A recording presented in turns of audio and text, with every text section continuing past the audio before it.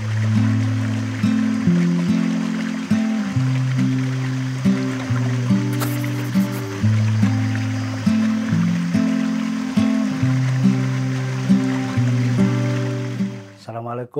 warahmatullahi wabarakatuh. Salam sejahtera untuk kita semua. Teman-teman yang saya cintai, sesi kali ini saya akan memberi pengantar tentang iman dan kerukunan umat beragama. Kita tahu bahwa iman yang meyakini hanya Allah yang Maha Mutlak, berarti keyakinan tersebut memiliki konsekuensi bahwa selain Allah itu relatif. Karena itu, iman kita yang hanya memutlakkan Allah itu memiliki implikasi kepada kehidupan sosial, kepada sesama manusia, muncul dalam perilaku adil, perilaku terbuka, dan perilaku demokrasi. Maka tiga hal ini adalah seakan bagian yang tak terpisahkan dari keimanan yang ada dalam hati kita kepada Allah Subhanahu wa Ta'ala. Di dalam Al-Quran, bagi seorang Muslim, banyak sekali ayat-ayat yang dikaitkan dengan soal keadilan. Misalnya, ada ayat yang sering kita dengar, ya ayyuhalladzina amanu kunu qawwamina lillahi syuhada'a bil qisti. Wahai orang-orang yang beriman, jadilah engkau penegak keadilan karena engkau akan menjadi saksi bagi Allah. Wala yajrimannakum syana'anu qaumin ala alla ta'dilu. Dan janganlah karena kebencian kepada suatu kaum lalu engkau berlaku tidak adil kepada mereka. I'dilu, tetaplah kita adil walaupun kepada orang atau kelompok yang kita benci. Huwa aqrabu littaqwa, karena keadilan itu adalah yang paling dekat kepada kualitas ketakwaan seseorang. Teman-teman yang saya cintai, di situ jelas sekali tersebut, baik tersurat maupun tersirat, bahwa orang-orang yang beriman tidak bisa menafikan keadilan di dalam kehidupannya. Karena ia menjadi bagian yang tak terpisahkan dari keimanan kita kepada Allah Subhanahu wa Ta'ala. Di ayat lain bahkan Allah memerintahkan kepada setiap orang-orang yang beriman bahwa kita di samping harus adil juga harus ihsan. Apa itu ihsan?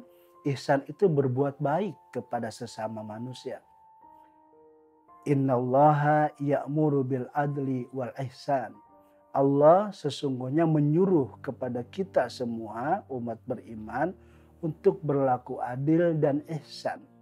Jadi poin pertama ketika kita bicara iman dan keadilan, bagaimana iman kita itu terlihat ketika kita berhubungan dengan sesama manusia, yang hubungan itu menerapkan, mempraktekkan prinsip-prinsip keadilan, prinsip-prinsip kebaikan kepada sesama manusia.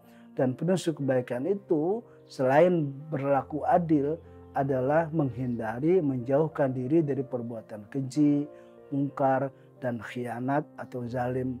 Poin kedua, iman juga berkaitan langsung dengan sikap keterbukaan. Di awal tadi saya sampaikan bahwa iman adalah meyakini yang maha mutlak itu hanya Allah. Karena yang maha mutlak hanya Allah, berarti selain Allah itu relatif. Karena itu setiap Muslim yang memiliki pandangan keimanan yang benar kepada Tuhannya, konsekuensinya dia memiliki sikap keterbukaan. Karena apa? Karena selain Allah, kita, orang lain, dan semua umat manusia memiliki kelemahan. Karena itu efek dari adanya relativisme atau kelemahan tadi itu adalah keterbukaan. Maka keterbukaan juga menjadi bagian yang tak terpisahkan dari konsep iman. Teman-teman yang saya cintai. Poin ketiga, iman berkaitan juga langsung dengan demokrasi. Kita tahu demokrasi itu adalah keseimbangan. Di dalam demokrasi tidak boleh ada seorang yang serba hebat, yang serba mutlak. Karena itu konsep demokrasi yang barusan itu sangat cocok dengan nilai-nilai keimanan yang tadi kita sebutkan di atas. Maka seseorang yang memiliki iman kepada Allah, dia juga harus memiliki sikap demokrasi kepada orang lain, kepada siapapun. Ada ayat yang menarik sekali yang bisa dikutip ketika kita bicara soal demokrasi ini. Fabima rahmatim minallahi lintalahum. Kira-kira kalau diterjemahkan secara lebih bebas adalah begini. Karena kasih sayang yang engkau miliki itulah ya Muhammad, maka engkau memperlakukan orang lain juga dengan lemah lembut dan kasih sayang. Walau kunta fazon golizol kolbi, dan kalau engkau memiliki sikap yang keras dan berhati kasar, lan faddu min haulika, orang-orang yang ada di sekitarmu itu pasti akan menjauhimu.